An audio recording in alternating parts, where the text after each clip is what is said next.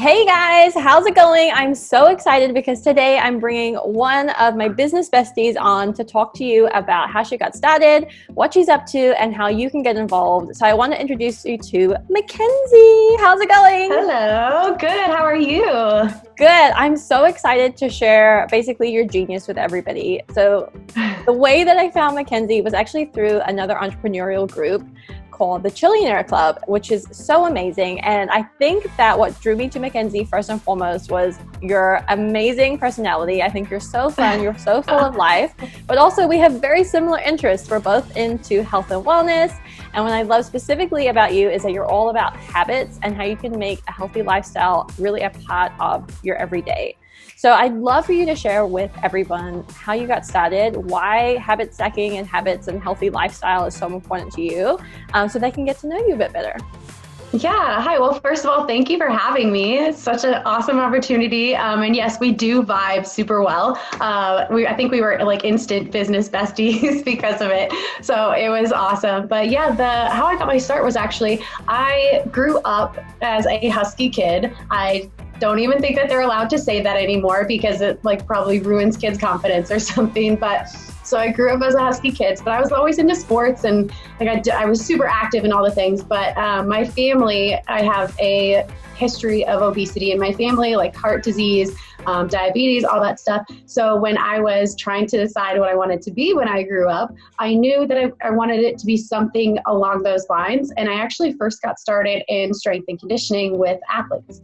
So I was a strength and conditioning coach at the University of Missouri for 5 years, and I was training these really high level athletes. I mean, Division I athletes, I think are like the top 1% of athletes in the country, something like that. Like it's, just they're really good and they're on point and they've got kind of their routines down, their sport. They're really trying to go from like this level to this level. So they're killing it. And after, like I said, about 5 years, I kind of realized that while it was really fun and I loved training athletes because I think the human body potential is amazing, I actually really got more out of helping people who maybe weren't at their peak performance but wanted to get back to some semblance of it. And so now I am coaching former athletes, and it doesn't matter if you were like your high school volleyball star or if you played Division I, and it could have been last year or it could have been 15 years ago. But I essentially help former female athletes figure out the transition into life after sport, and even if that transition was a long time ago, like I said. So sport, again, while awesome, doesn't necessarily teach us the tools that we need to be healthy as a non-athlete. And so when we're stepping into motherhood or building a business, we've got all these other things on our plate and we don't have those 2-hour time blocks that we used to have for practice. And so that's where I teach people to really place the emphasis on habits and routines.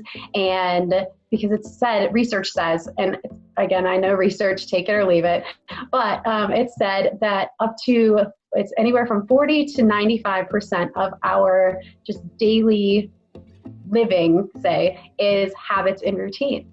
And so I am of the impression or of the belief that if we can design those habits and those routines to work for us and get us healthier without us even noticing and without the extra added effort, and I'm talking, these can be little things in like 30-second spurts. It can be scheduling things actually into your calendar, which is a huge deal, having a plan. But so those are the things that I really help people figure out, like I said, in life after sport and trying to do all the things that come with being a female in this world. I love that. That's so good. So, okay, I said the term habit stacking and you kind of alluded to it a little bit.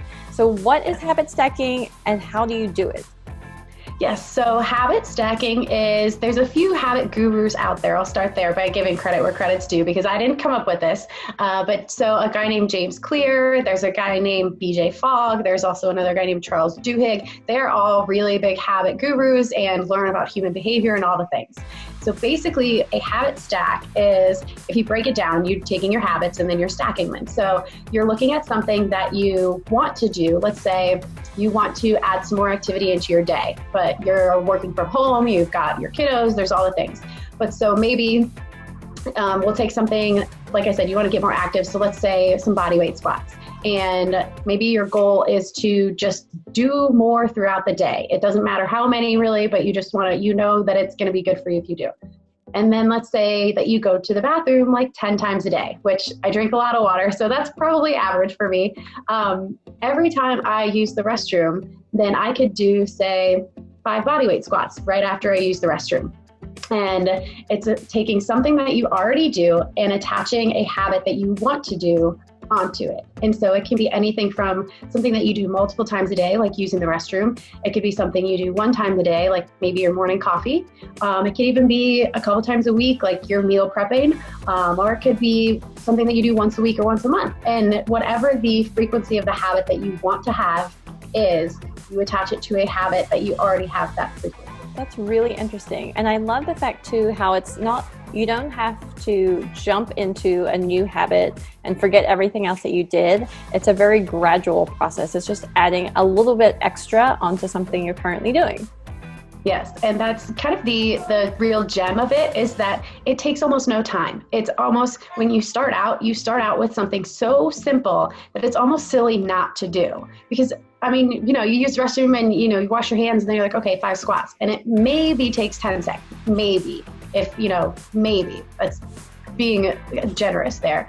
So if you're something and you're like, I could be more active in just 10 seconds, you're like, okay, like why wouldn't I do that, So it's something that we have to kind of reprogram the way that we think, that being active and getting our activity in for the day, it doesn't have to be relegated to those, 1 or 2 hour time blocks that we think. It can be incorporated and sprinkled in throughout the day, just using the habits that we already have. I love that. That's so good. So I'm really curious to hear, what is one habit that you're working on and you're using like a habit stacking method? Yeah, so I have several because I know that they work, but the one that I am working on right now, I have a quarterly goal. So by the end of this year, I want to be able to do 5 pull-ups. They have forever been the bane of my existence. Like I said, I was a husky kid. It was a lot of weight to try to pull up. So I have never been good at pull-ups. And so my habit stack now is I have a pull-up bar in a doorway at the top of our stairs. So every time I come up the stairs, I have to do 1 pull-up. And that's the beauty of habit stacks, is that whatever your initial habit stack is, so mine is the 1 pull-up right now, that is the bare minimum that I do. I have worked up to, I can do maybe 2 or 3 pull-ups sometimes, but as long as I do 1, it's a win, that's success. And then everything else on top of that is just a bonus. And that's the bonus stuff is really what's gonna get me to my goal. But in terms of having your habit stack, you don't have to have the bonuses every time, you just do the minimum. And you get to pick your habit stacks. That's the beauty of it. They're yours and you can design them and you can make them be whatever you want them to be.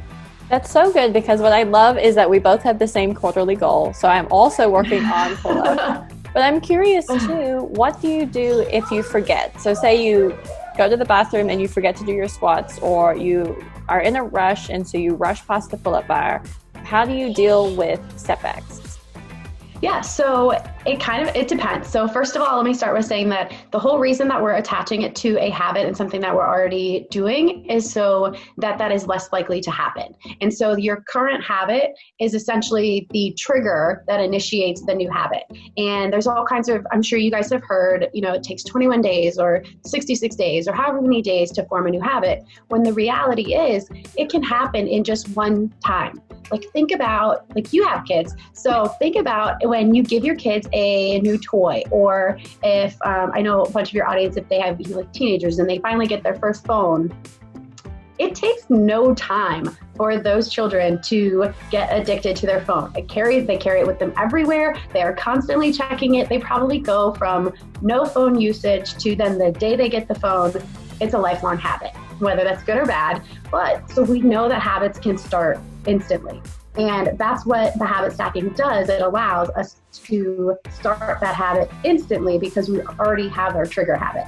But to get to your question, when you forget, or if you have no time, or if you're in like the Target bathroom and you don't want to do squats in front of everybody else that's there in the bathroom, it's a couple of things. You can modify your habit stack and say, only when I'm at home, and the bathroom one, for example, only when I'm at home, and because that's your trigger. Like when I wash my hands, when I dry my hands on this towel is when I do my habit stack. Another thing is you can have grace with yourself. So you don't have to beat yourself up over missing 1 pull-up or 5 squats. And odds are, especially if it's something that you do multiple times a day, you're going to be able to make it up anyways. Like in my brain, if I have to run up the stairs and run back down real quick, then I just kind of make a mental note. I'm like, next time I can maybe do 2 pull-ups. And even if I don't, it still is okay because I know that the intention is there to get the activity in. And if I miss once, I can just do it right the next time and it still counts. Yeah, that's so awesome. And I particularly love how you mentioned just have grace with yourself because we're all human. Like we're not supposed to be like perfect creatures, right? Yes. So it's completely, as much as we'd like to think we are. Yeah. And I think too, one of the greatest things that I took away from James Clear's book, Atomic Habits, was that if you do miss, just make sure you don't miss the next time. So it's so easy for us to fall off the bandwagon and we're like, well, I didn't do my pull-ups. I'm just not going to do them for the rest of the day. Instead, think about it like, okay, I just missed that one time. Like I can absolutely get back on the horse the next time. Exactly.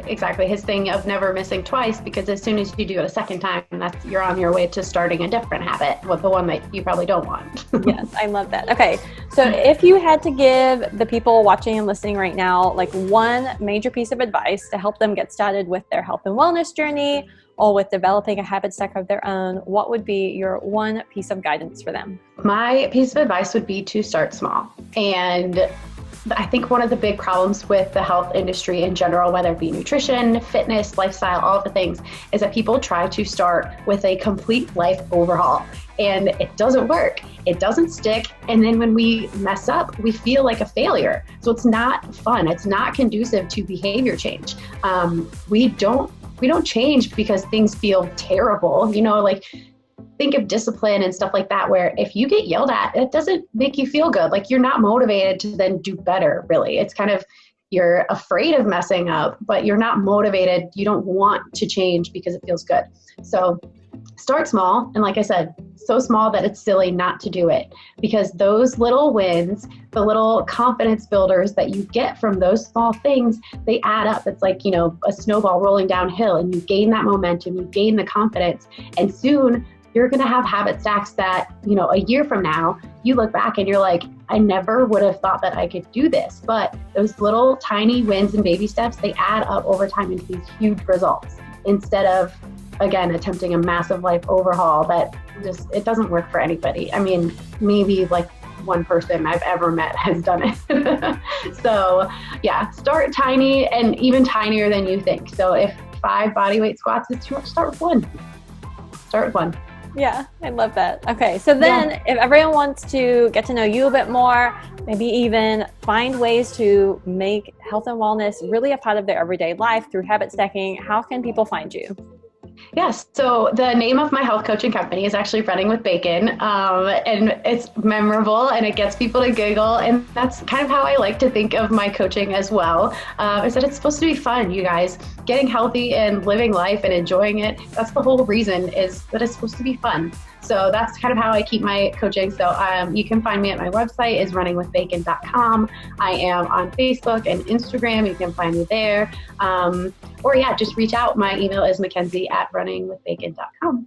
Awesome. And you do have a membership group too, which is amazing. Yes, I do have my membership group. So it is just a monthly membership, and it is essentially, I talk about all of these tips and habits and behavior change and things like that. There is a little bit of nutrition stuff, and there's soon to be more, because Renata is going to be our resident nutritionist in the group. And then I also provide 4 workouts per week that they're all around 30 minutes and can be done from home. You don't have to have equipment. So it's essentially is like a gym membership without the gym, but with better stuff. I love that. That's so good. Awesome.